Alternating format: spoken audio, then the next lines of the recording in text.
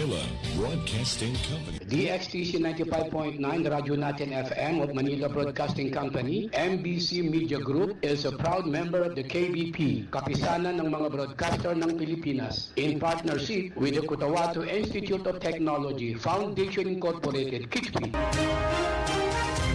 Sa inyo na ang mga balitang ihahati ng Radyo Natin Balita. Mga maiinit, nagbabagat, makabuluhang mga balita sa Radyo Natin Balita.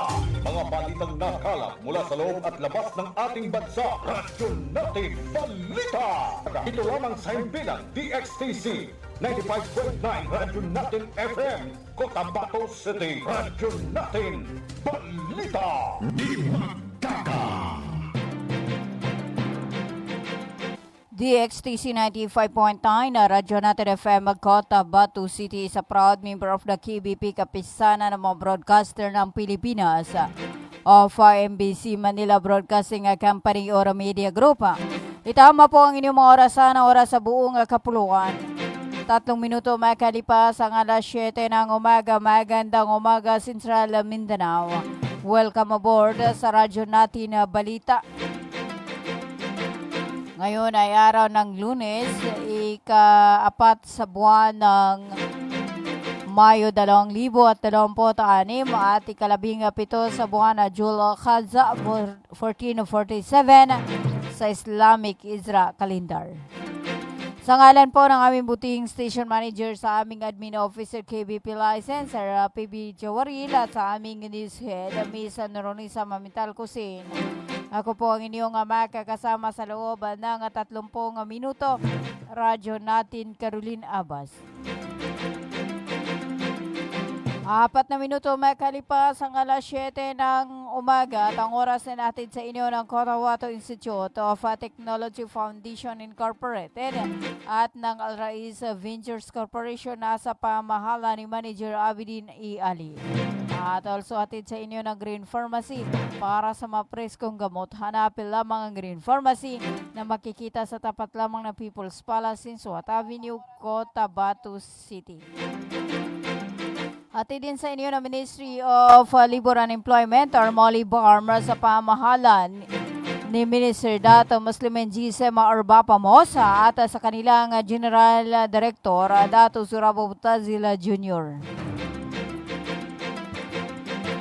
5 minuto makalipas ang alas 7 ng umaga at bago natin dakuan ang ating mga balita, alamin muna natin ang lagay ng panahon.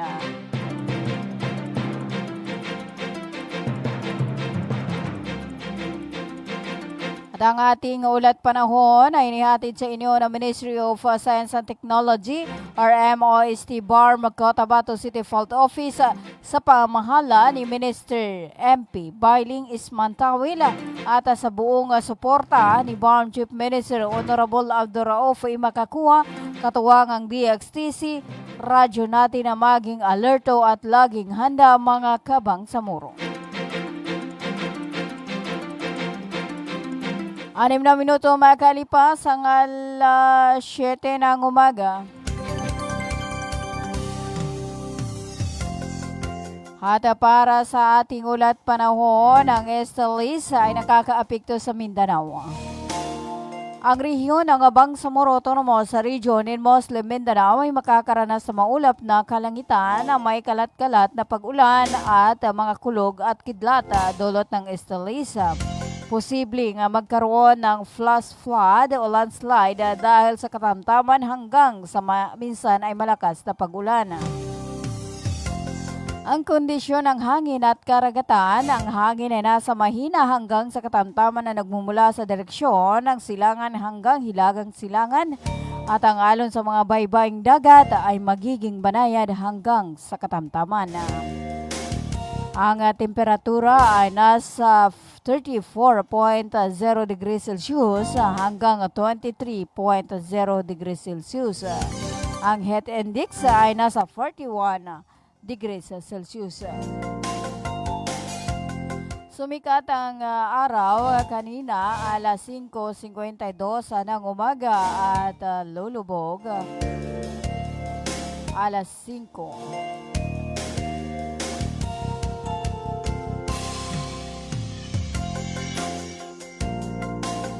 or alas 5:29 ng hapon.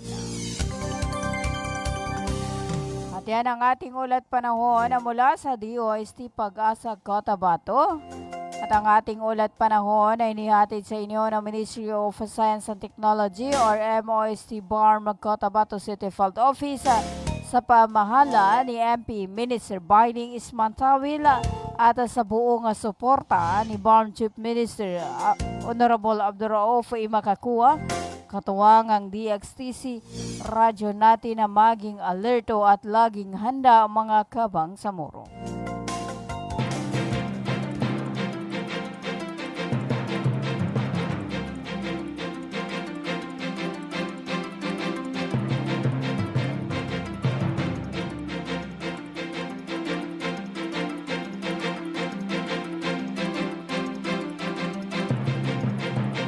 Walong minuto makalipas ang alas 7 ng umaga at para sa ating pangunang balita.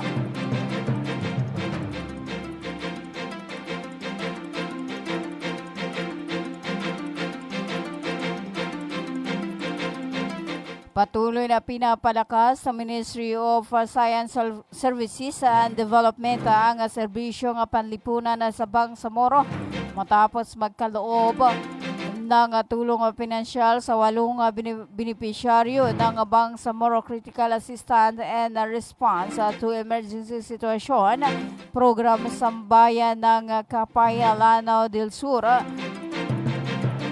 Ang mga benepisyaryo ay pawang may agarang pangangailangan medikal,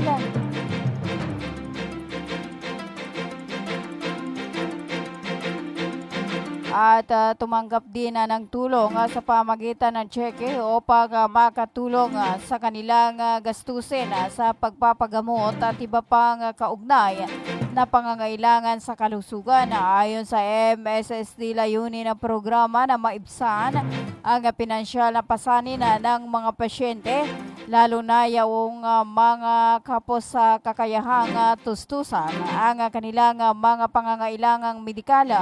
Patuloy na nagsisilbing sandigan ang Beaker sa programa sa pagbibigay ng agarang suportang pinansyal at medikal. Kabilang ang tulong para sa mga pagpapahospital at maging sa gastusing panglibing para sa mga individual at pamilyang naharap sa matitinding pagsubok. Isinagawa ang pamahagi batay sa masusing pagsusuri at rekomendasyon ng mga social worker upang matiyagan na ang mga tulong ay napupunta sa mga tunay na nangangailangan.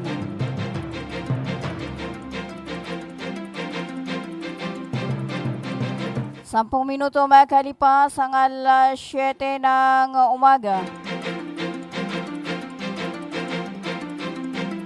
Kayo pa rin ay patuloy na nakikinig sa 95.9 na radyo natin FM Cotabato City.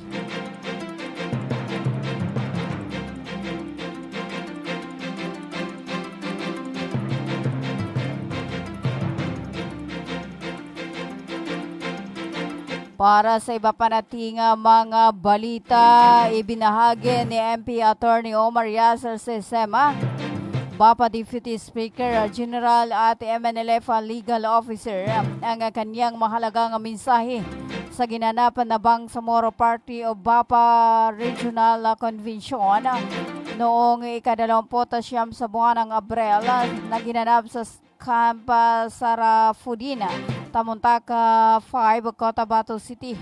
Binigyang diin ni Attorney Sema na nananatiling pangunahing layunin at hangarin ng BAPA Party ang pagkakaisa ng bawat isa sa kabila ng pagkakaiba ng mga pananaw at partido upang makamita ang tunay at pangmatagalang kapayapaan sa rehiyon ng Bangsamoro. Sa BAPA, lahat kasali, lahat kasama.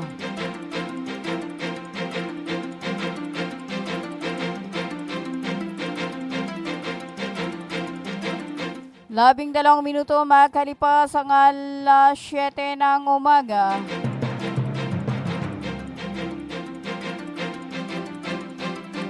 Kaugnay ng balita, binigyang diin ni Bapa Presidente Dato Muslimin Gisem ang kasaysayan at sakripisyo ng MNLF at ang kahalagahan ng Tripoli Agreement bilang pundasyon ng kasalukuyan na pamahalaan. Nanawagan ito ng pagkakaisa at pagtutulungan ng lahat upang makamit ang tunay na kapayapaan at maayos na pamamahala sa Bangsamoro.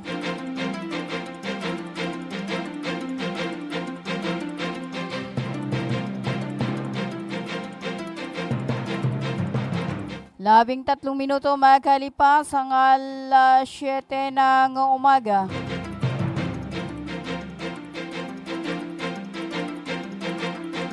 At para sa iba pa nating mga balita,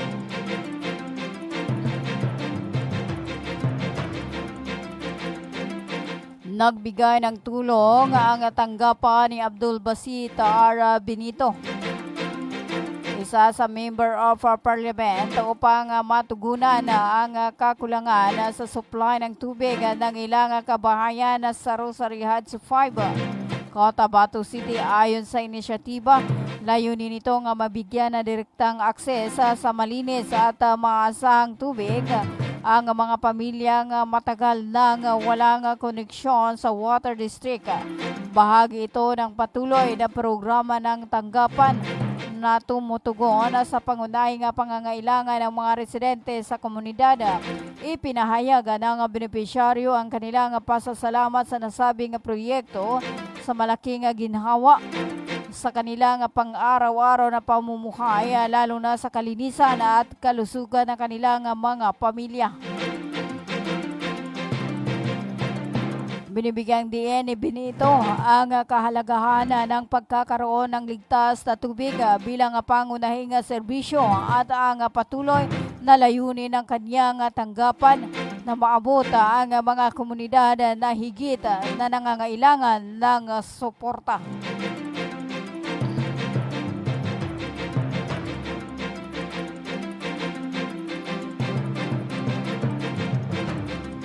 Labing 5 minuto makalipas ang 7 ng umaga.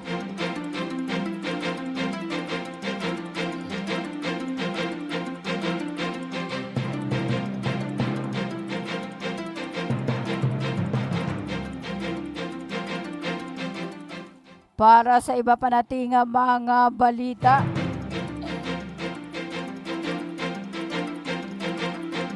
nagpadala ang National Commission on Indigent Peoples ng quick response team sa lalawigan ng Albay upang agarang at tugunan ang pangangailangan ng mga katutubong apektado ng patuloy na pag-aalboroto ng Bulkan Mayuna. Ayon sa NCIP, 88 pamilya mula sa komunidad ang mga agtatabang noon ang nasa panganib dahil sa matinding pagulan ng abot at banta ng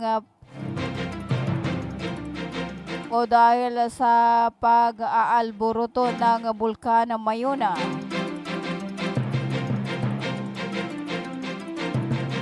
Labing 6 na minuto makalipas ang 7 ng umaga. Para sa iba pa nating mga balita,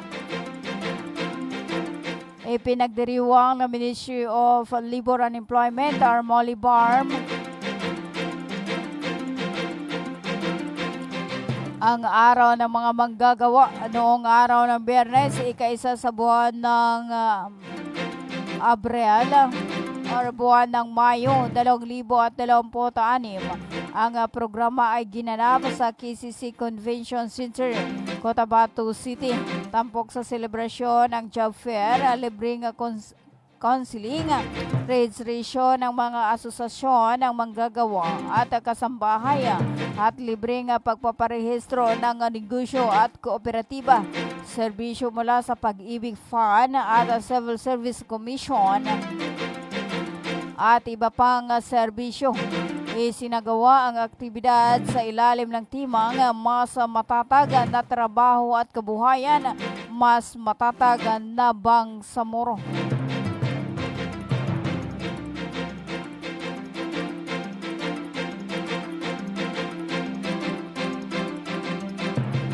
17 minuto makalipas ang alas 7 ng umaga, taos pusong nagbigay ng pagpupugay at pagkilala si Cabinet Secretary at BARM spokesperson Mohd Asmin Pindaton sa lahat ng manggagawa sa rehiyon at sa buong bansa sa pagdiriwang ng Labor Day noong ika-1 sa buwan ng Mayo 2026. Sa kanyang naging mensahe, binibigyang diin ni Pindaton ang mahalagang papel na ginagampanan ng bawat manggagawa, maging ito man ay nasa sektor ng agrikultura, industriya, serbisyo o pang-profesyonal sa pagpapatatag at pagpapaunlad ng ekonomiya ng Bangsamoro Autonomous Region in Muslim Mindanao. Binibigyang diin ito ang halaga, ang sipag at tiyaga at dedikasyon ng mga Bangsamoro workers at ang kanilang kontribusyon ay malaking bahagi ng tagumpay ng pamahalaan.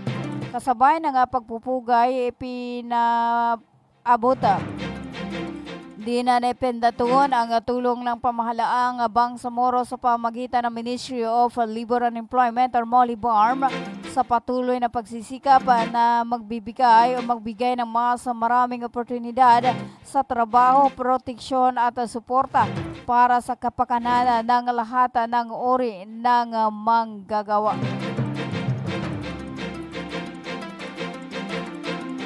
Labing 9 minuto makalipas ang alas 7 ng umaga. Tayo po ay magbabalik after this paid short commercial.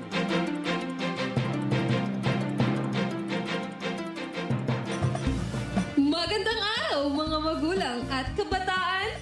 Naghahanap ba kayo ng paaralang maayos, mapagkakatiwalaan at abot kamay ang bayarin?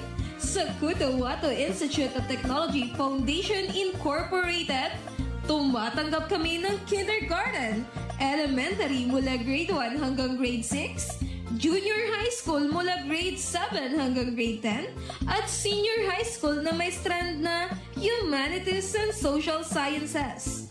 Sa Kitpi, may maalagang guro, maayos na pasilidad at edukasyong para sa masa. Mayroon din kaming scholarship program at tumatanggap ng mga scholars. Kaya ano pang hinihintay nyo? Mag-enroll na sa Kitpi. Para sa impormasyon, makipag-ugnayan sa 0905-1423-948. Matatagpuan sa Poblacion 8, Cacar, Cotabato City. Sa Kitpi, abot kamay na bayarin, edukasyong siguradong kinabukasan. Hello mga mamis. Gusto nyo bang manganak sa dekalidad at libreng paanakan? Halina at puntahan ang Bagwa Lying-in Clinic. Libreng manganak at kasama na ang family planning. Kaya mga mamis, simulan na ang libreng pagpapacheck-up. Dito lang yan sa Bagwa Lying-in Clinic. Open 24 hours at PhilHealth accredited. Narito ang kanilang mga services offered. Family planning, IUD insertion or removal, check-up, pill supply, condom supply, DMPA injection, referrals for bilateral ligation, BTL, natural family planning, NFP method, counseling, maternal and child health, physical exam, breast exam, pelvic exam, prenatal care, postnatal care, pap smear, well body care, immunization, breastfeeding, cord dressing, whey taking, safe, normal, spontaneous delivery, newborn screening. For other services, you may please contact our midwife at landline number 557-4422 or a cellphone number 0917-531-6697. Para sa mga karagdagang katanungan, pwede kayong bumisita anumang oras sa Bagwa Lying-in Clinic at hanapin lamang ang kanilang clinic manager. Ang Bagwa Lying-in Clinic ay matatagpuan sa Kimpo, Bagwa 2, Cotabato City. Owned and managed by Madam Fe Camano Mandi. Tandaan mga mamis, Bagwa Lying-in Clinic.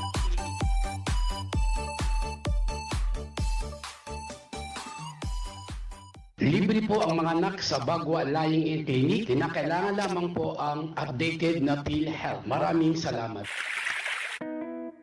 Water refilling refilling station ba ang hanap mo? Ang Cotabato Aqua Life Water Refilling Station ay higit na mabuti dahil mayroong itong malinis at nakakabuti sa ating katawan. Matatagpuan sa Santa Ana Street, Ruales Site, RH13, Cotabato City. Para sa karagdagang katanungan, tumawag sa kanilang contact number 0916-3574-888 o 421-2011. Cotabato Aqua Life Water Refilling Station. A quality life, a quality water. Bay, siya kapan? Why, Bapa? Nana ko din. Bapa. Bagi ko sa walay na nakinog ko adan hindi balita yani mana na pagsikap sa mata na narinyang ko ged kasaki na bahas ka pangingili ko di ako pagkabate sa Quran kadi ko gere sa mapya nakiog ko na makilay kupon sa mga laga ang mga manisan. Ano natabuan Bapa? Kaadin makatawang ko. Nang bapatalunong ka na mapiyay ka-check-upin. Do kumpleto sila sa mga gamit sa ka-check-up sa mata. Surlang Eye Care Clinic. Matunong kayo ito ba Bapa? Maya ba sa pagkambitiatan na mapakaya daun kasaki kabawangan ko naman. Luka buanga sa Malaka na Gutierrez Avenue, Dusinsuat Avenue, Cotabato City. Ana inshallah nanalmo ko na magudasukal nalmo ko kando makilay ko pa. Mga pagali nami, mga pakat nami, mubangili kano sa mapeka check-up nin sa mata, undo kompleto yung mga gamit nin, naangay kano sa Glang Eye Care Clinic, matun sa Balaka na Gutierrez Avenue, Dusinsuat Avenue, Cotabato City. Mapakaya tamawag kano sa cellphone number nila 0966-024-6066. Kano email ad nila glangacc@yahoo.com. Ang ikanudon sa Glang Eye Care Clinic. Glang Eye Care Clinic. Inihahandog ng Ministry of Labor and Employment, BARMM, sa pamamagitan ng Bureau of Employment, Promotion and Welfare. Mole Job Portal Project na binuo para sa mga aplikanteng naghahanap ng trabaho at mga pribadong establishmento, kumpanya at recruitment agencies na nangangailangan ng mga trabahante. Libre. Madali. Ligtas gamitin para sa mga job seekers at employers. Narito ang iilan sa features at function ng online platform system na ito.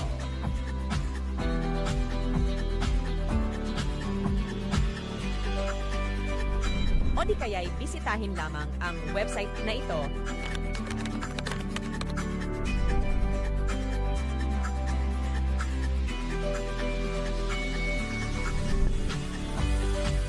O maaari din i-scan ang QR code sa larawan. Para sa karagdagang impormasyon, bisitahin ang official website ng moleportal.h. Bumili at manalo ng 300 trips to Mecca raffle promo sa KCC Mall of Cotabato. May 1 raffle entry sa bawat 200 pesos sa KCC Department Store o 1 raffle entry sa bawat 500 pesos sa KCC Supermarket gamit ang KCC Forever Bonus Card. May chance ka pang manalo ng 40 million shopping money. Milyong exciting prizes. KCC Supermarket, nakabarato. Everything's here at KCC for you. Water refilling station ba ang hanap mo? Ang Cotabato Aqua Life Water Refilling Station ay higit na mabuti dahil mayroong itong malinis at nakakabuti sa ating katawan. Matatagpuan sa Santa Ana Street, Ruales Site, RH13, Cotabato City. Para sa karagdagang katanungan, tumawag sa kanilang contact number 0916-3574-888 o 421-2011. Cotabato Aqua Life Water Refilling Station. A quality life, a quality water. Magandang araw mga magulang at kabataan! Naghahanap ba kayo ng paaralang maayos, mapagkakatiwalaan at abot kamay ang bayarin? Sa Cotabato Institute of Technology Foundation Incorporated, tumatanggap kami ng kindergarten, elementary mula grade 1 hanggang grade 6, junior high school mula grade 7 hanggang grade 10, at senior high school na may strand na Humanities and Social Sciences. Sa Kitpi, may maalagang guro, maayos na pasilidad at edukasyong para sa masa. Mayroon din kaming scholarship program at tumatanggap ng mga scholars. Kaya ano pang hinihintay nyo? Mag-enroll na sa Kitpi. Para sa impormasyon, makipag-ugnayan sa 0905-1423-948. Matatagpuan sa Poblacion 8, Kakar, Cotabato City. Sa Kitpi, abot kamay na bayarin, edukasyong siguradong kinabukasan. Ganito yon sabihin ko sa inyo. Makinig kayo. Binabati ko po kayo at inanyayahan na makinig dito lang sa himpilang DXTC 95.9 Radyo Natin FM, Cotabato City. Maraming salamat po. Sabihin ko sa inyo, di magaga. Itama po ang inyong mga oras sa buong kapuluan. 28 minuto makalipas ang alas 7 ng umaga. Para sa iba pa nating mga balita. Humigit kumulang 1,500 nakasapi ng Moro Islamic Liberation Front na dumalo sa isinagawang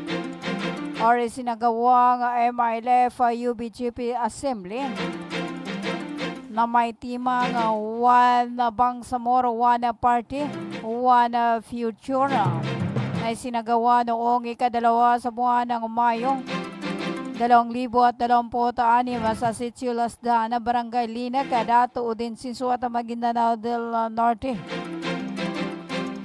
Ang nasabing pagtitipon ay bahagi ng pagpupulong ng mga kasapi at pinuno ng 128 Base Command ng Bangsamoro Islamic Armed Forces or BIAF ng MILF. Dinaluhan din ito ng iba't ibang kinatawanan mula sa iba't ibang sektor ng lipunan sa nasabing lugar. Sa naging mensahe ni Dato Udin Sinsuat, Mayor Baba Abbas, ang kahalagahan binibigyang diin o ibinahagi nito ang kahalagahan ng paninindigan at mga inspirasyong is sinusunod ng bawat kasapi ng United Bangsamoro Justice Party. Aniya hindi kailanman magbabago ang kanyang paninindigan bilang pagkilala, pagtanggap at pagsunod sa mga utos at direksyon ng kinikilalang Amirul Mujahideen ng Bangsamoro na si Alhaj Murad Ibrahim. Siya rin ang kinikilalang tagapangulo o presidente tagapangulo ng Committee Sentral ng MILF at Pangulo ng United Bangsamoro Justice Party. Kabilang sa mga tanyag na panauhin sa nasabing pagtitipon na sina Ustad Sagir Salindab, Ustad Abdul Wahab Kawilan, kagawada ng Parlamento, attorney or member of Parliament, na si Attorney Lanang Ali Jr. 31 minuto makalipas ang alas 7 ng umaga.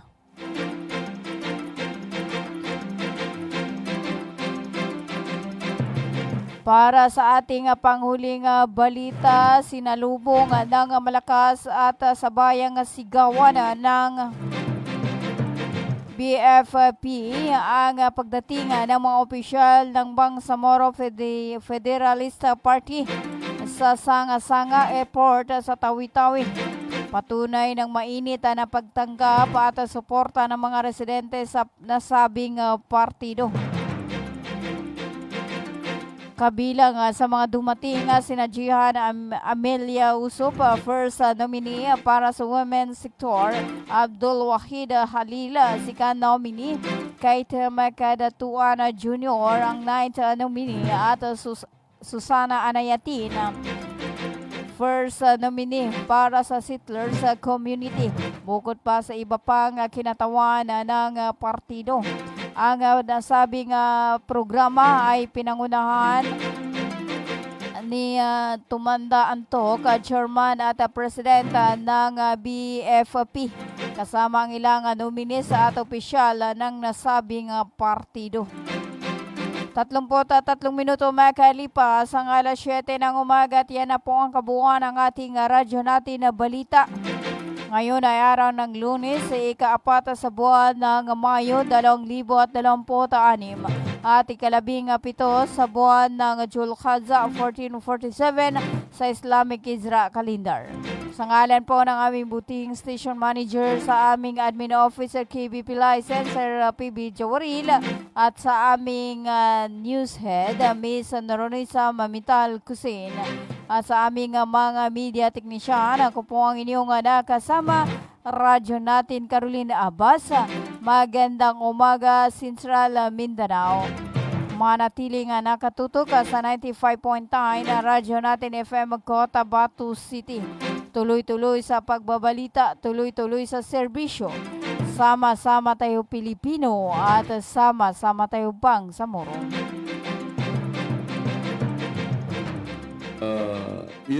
Ganito yon sabihin ko sa inyo. Makinig kayo. Binabati ko po kayo at inanyayahan na makinig dito lang sa himpilang DXTC 95.9 Radyo Natin FM Cotabato City. Maraming salamat po. Sabihin ko sa inyo, di magaga.